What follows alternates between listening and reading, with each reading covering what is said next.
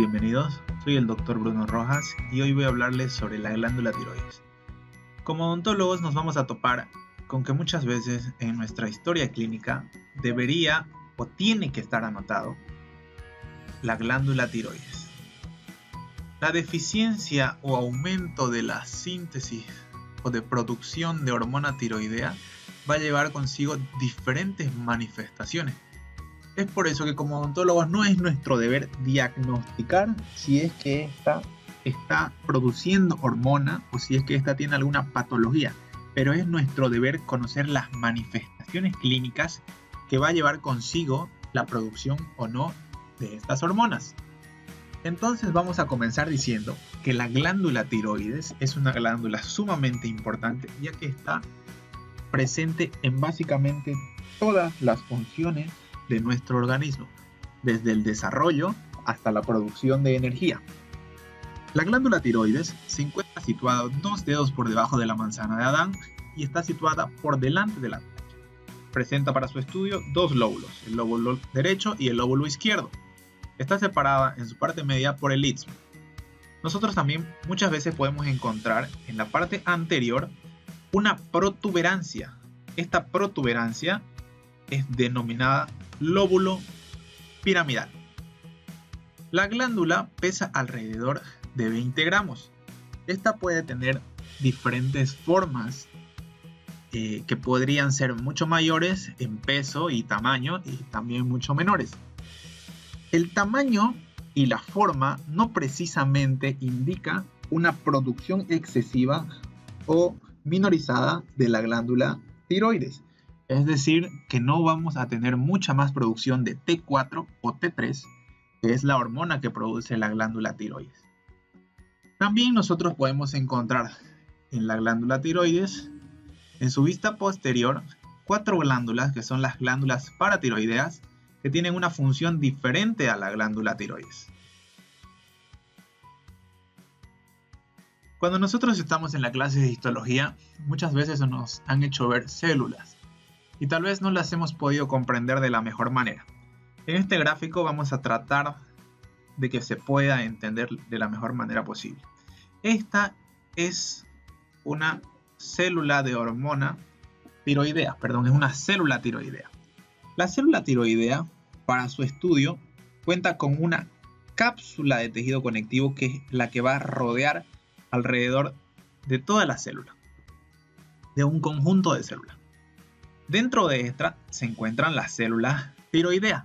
Las células tiroideas cuentan con un folículo tiroideo, que el folículo tiroideo llega a ser todo lo que rodea a la célula tiroidea. Folículo tiroideo, folículo tiroideo. El folículo tiroideo vamos a encontrar dentro las pequeñas células, que son las células tiroideas, ¿ya? Son todas estas que nosotros vemos alrededor, ¿ya?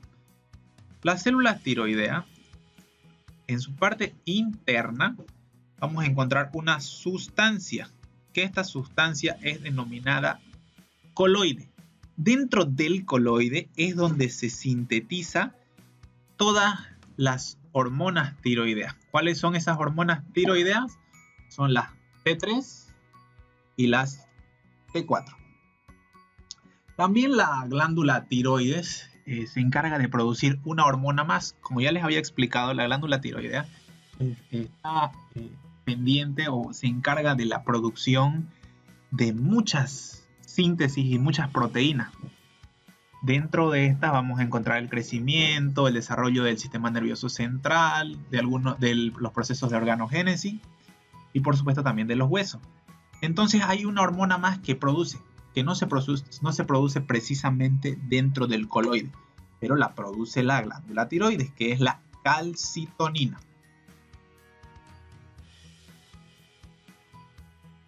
La calcitonina. Entonces la calcitonina va a ser producida en este sector de aquí. Va a ser producida aquí. Pero no lo vamos a tomar en cuenta para este estudio porque estamos queremos saber las manifestaciones clínicas del hipo y del hipertiroidismo. Bueno, una vez que hemos visto en el gráfico cómo es que se ve una célula producida por la glándula tiroides, nos vamos a ir hasta el microscopio para ver que es exactamente lo mismo. Primero vamos a ver que una agrupación de células va a estar rodeada de tejido conectivo. Dentro de estas agrupaciones nosotros vamos a encontrar al folículo tiroideo, que sería el de aquí, o el de aquí, o el de aquí, y así sucesivamente. ¿Ya? Ahí me pasé un poco, ¿ya? Pero dentro del folículo tiroideo vamos a encontrar a lo que son las células tiroideas, que son esos pequeños puntitos que estoy marcando. Las células tiroideas, en su parte interna, se va a encontrar una sustancia, que es toda esta parte rosada que nosotros podemos ver ahí. O lila, perdón, toda esa parte. Esta sustancia es muy importante porque dentro de esta sustancia es donde se va a sintetizar la hormona de la glándula tiroides, dentro del coloide, que son las hormonas T3 y las hormonas T4. Estas hormonas son sumamente importantes porque están presentes en básicamente todos los procesos del cuerpo humano, desde la organogénesis hasta parte del desarrollo del sistema nervioso central, ayudan a regular la temperatura, además de que potencian la actividad celular y hormonal de muchas otras células. Por eso que estas hormonas son muy importantes porque pueden llevar consigo diferentes manifestaciones clínicas en los órganos y en los sistemas. Bueno, ahora vamos a hacer otro gráfico para que podamos entender cómo es que se sintetiza la hormona tiroidea. Para que se sintetice la hormona tiroidea es necesario que haya tres cosas. La primera es tiroglobulina. La segunda es peroxidasa tiroidea. Y la tercera es yodo. La tiroglobulina es sintetizada por la célula tiroidea, es decir, que se sintetiza aquí. Pasa por los vasos apicales y llega hasta el coloide. Entonces aquí tenemos la primera cosa, que es la tiroglobulina. Luego tenemos la peroxidasa tiroidea. La peroxidasa tiroidea también es sintetizada por la célula tiroidea. Esta pasa los vasos apicales y llega hasta aquí, al coloide. Y por último, lo que se necesita es el yodo. El yodo. Para que el yodo llegue a la sustancia fundamental, es necesario que sucedan algunos procesos. Para comenzar, el yodo se obtiene de los vasos sanguíneos. Es decir, que nosotros lo obtenemos de la dieta, de la degradación de la hormona tiroidea, de los alimentos, de las frutas, y por supuesto también hay un hecho muy curioso que ahorita lo vamos a explicar, pero se obtiene desde el vaso.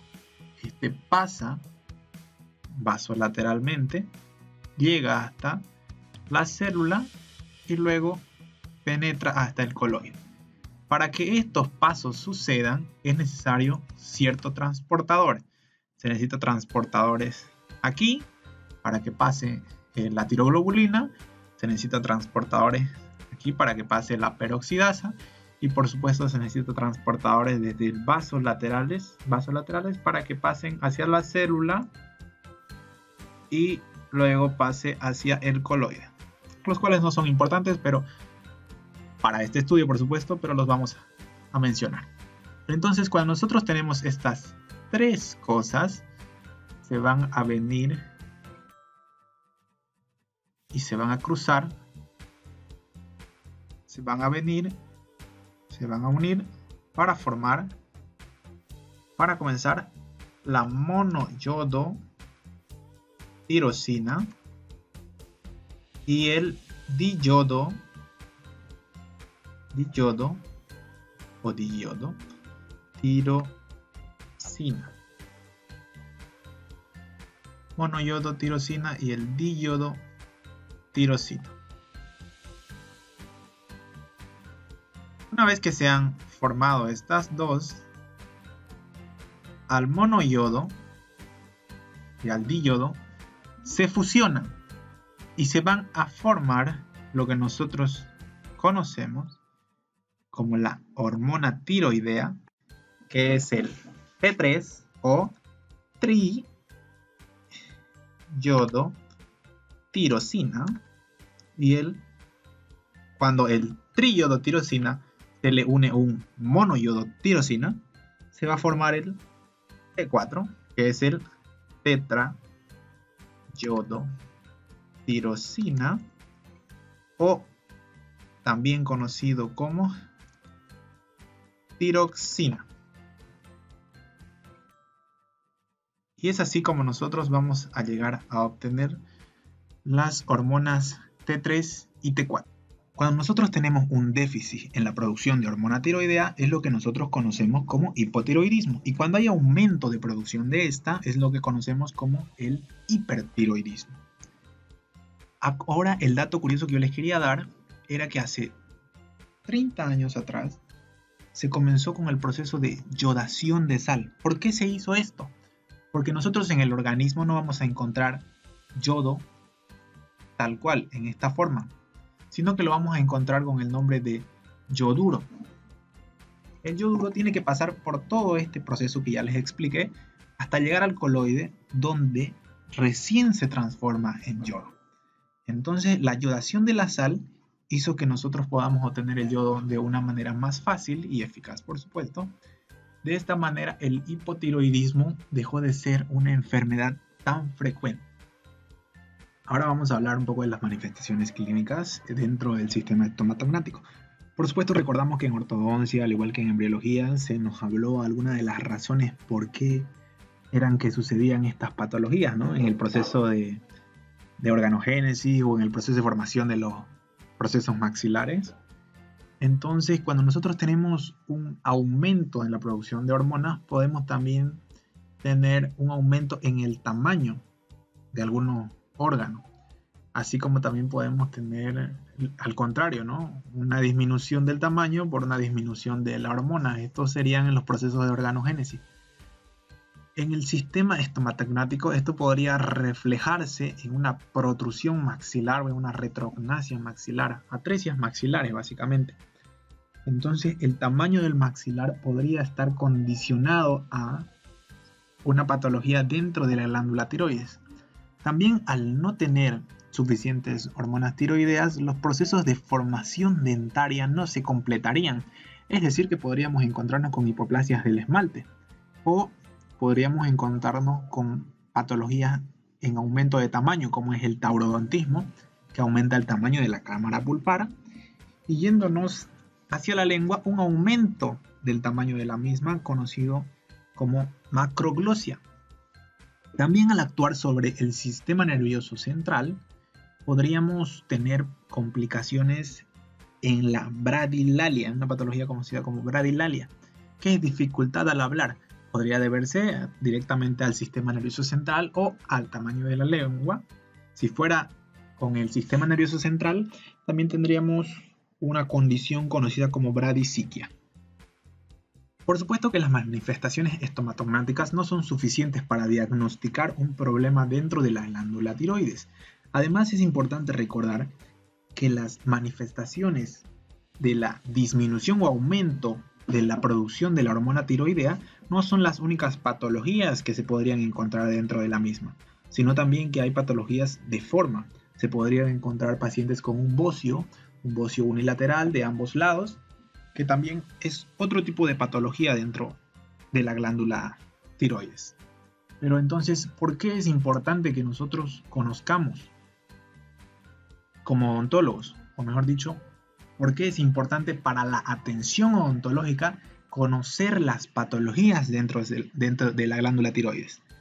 Por sus funciones dentro de los demás sistemas, porque producen cambios a nivel de los sistemas respiratorios, cardiovasculares, sistemas nerviosos, sistemas hidroeléctricos, concluyendo en algunas patologías como las trombocitopenia o la hipercalcemia, uno que es la disminución de las plaquetas, otro que es el aumento del calcio, lo que podría concluir en una debilidad esquelética, además de que podrían poseer algunos otros signos y síntomas generales como son el aumento de peso, la piel fría, la hipotensión, la debilidad muscular y por supuesto hinchazón de la cara y de los párpados. Entonces, en la atención odontológica, ¿qué problemas podría traer? Al nosotros utilizar vasoconstrictores como la epinefrina, estos van a tener algunas consecuencias sobre los diferentes sistemas. Sobre el sistema respiratorio, sobre el sistema cardiovascular, van a ejercer un aumento en la frecuencia cardíaca y en la frecuencia respiratoria. No nos olvidemos además de que esta patología afecta desde la organogénesis, es decir, que podríamos tener algunos pacientes un corazón mucho más grande o mucho más pequeño. El uso de estas dosis de epinefrina podría llevar consigo algunas consecuencias. Entonces es por eso que es sumamente importante, primeramente, pedir un recuento de plaquetas, es decir, un hemograma completo, para así poder ver el estado de salud actual del paciente. También es importante recordar que los pacientes con alguna enfermedad de la glándula tiroides llevan consigo cierto tipo de medicación. Si el paciente se encuentra estable en sus exámenes de sangre y por supuesto en su sintomatología en los demás sistemas, es decir, ritmo cardíaco, frecuencia respiratoria, presión arterial, se podría proceder como un paciente normal.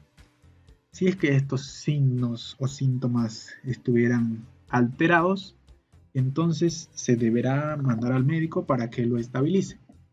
Si el paciente no está estabilizado y requiere alguna cirugía de urgencia, es importante no utilizar vasoconstrictores, ya que estos producirían efectos sobre alguno de los sistemas, trayendo consigo diferentes complicaciones. Bueno, eso fue todo. Nos vemos en la siguiente lección. Muchas gracias.